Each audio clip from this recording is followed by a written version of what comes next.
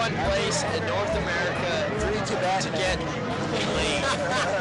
All I can say, there's nothing more I can say because I wore the wrong hat this morning, and I'm starting to see the effects of it. Like it's hard. Sorry, this isn't the Fisherman's Mountain Music Festival. Okay.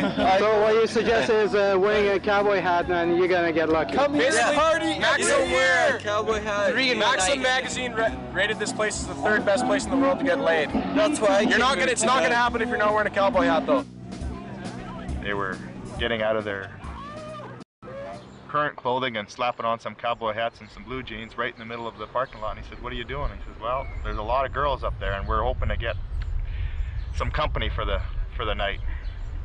He said, "Well, you don't need to go through that much trouble, you know. It's not that challenging. I mean, they're here to fit in."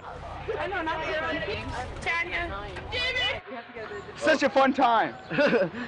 Been aged 1 year from last year. Okay. Cowboy hat. But this one, hey, You can pick this up at what's that place? Max's Western Wear. Max's Western Wear. Yeah. And this is brand new. If I see a person walking down the street with a cowboy hat, a t-shirt, and sandals, well, okay, that's temporary. You got sandals? I didn't see your shoes.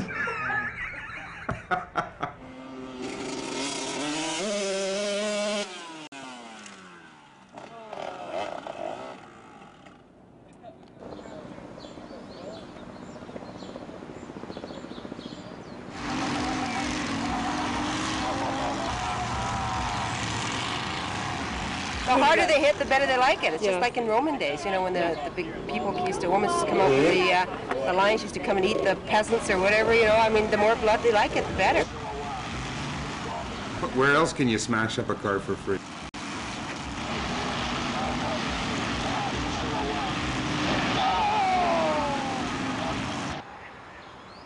It's time for another industry to come in and help sustain this community. I know that they want to put a casino and a racetrack in, and they want to put an 18-hole golf course in and a resort. There will be added crime come because that's what happens when you bring more people and more businesses. But there's always got to be a negative with a positive.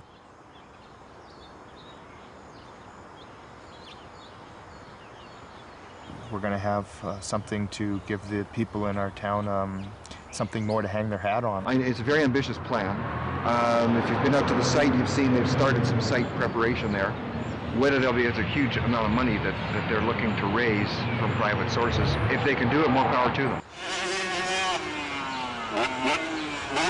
This entertainment company has got to probably plan around trying to make the least damage to the wildlife and to the ecology out there. I would hope that they don't just blast everything apart and build what they want to build and then destroy the ecosystem up there.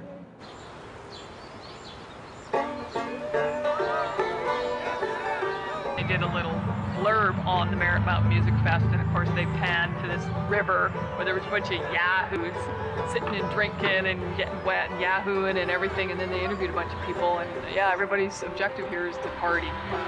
So that's not ours at all. I would love to hear the music, but I'm just not into everything else.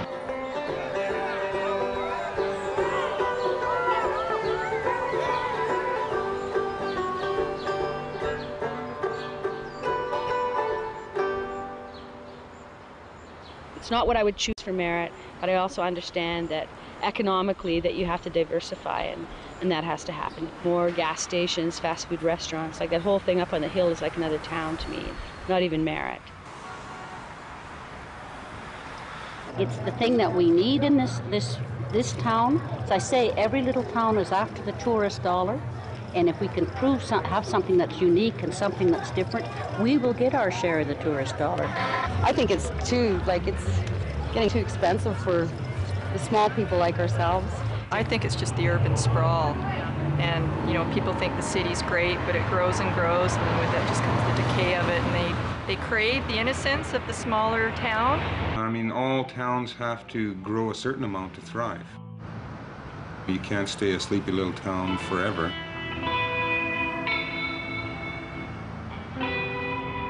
there's so many different cultures. You have to adapt to each one as you're dealing with people. It's a challenge. The Sikh community, they have their way of life. They love to barter. So you got to take that with a grain of salt when you're dealing with them, because, you know, if you give them a quote for $100, you know, I'm ripping them off. I'll give you 50, and you know, you can have fun with it, and I enjoy that. I don't mind haggling with somebody. I personally don't feel racism, never really have, and I think it's because I never believed in it. Probably was there, but I never took it on. Maybe because of my pride, I don't know. I kind of like, you know, hey, I was born here, I'm East Indian, who cares? But, you know, this is my hometown too, right? I get referred to as being Indian sometimes. The natives I consider to be Indians. You know, you can call me Punjabi, Sikh, I'm Sikh, or call me Indo-Canadian, or call me East Indian, but when they call me Indian, I don't know. I don't know what it is, but there's something that'll trigger me on that. Right. So I think people sort of need to be clear when they're referring to the different cultures in that.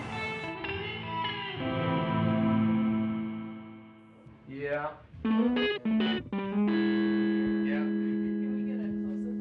And we haven't seen our local MLA. I call him the invisible man. He locks us out of his office. It's somewhat overwhelming in terms of the workload. You just can never do enough. It's a full-time job for you then? Mm-hmm. Yeah.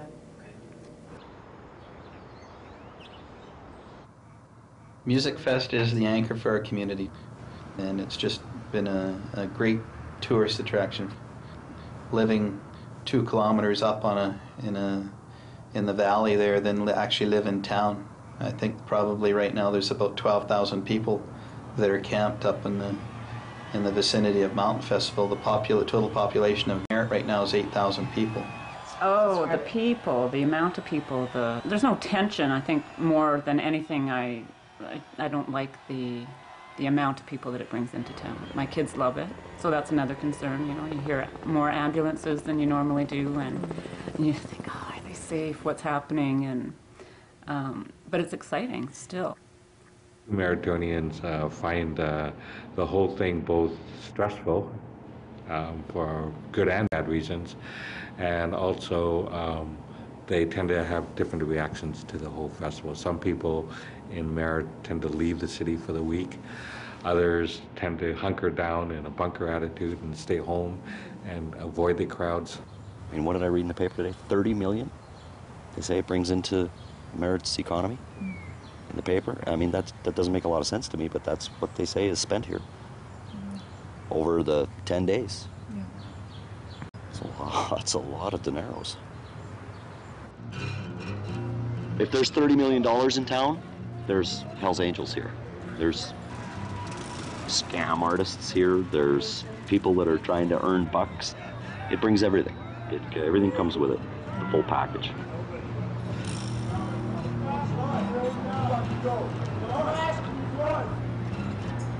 Yes, it brings lots of good, but there's lots of bad too.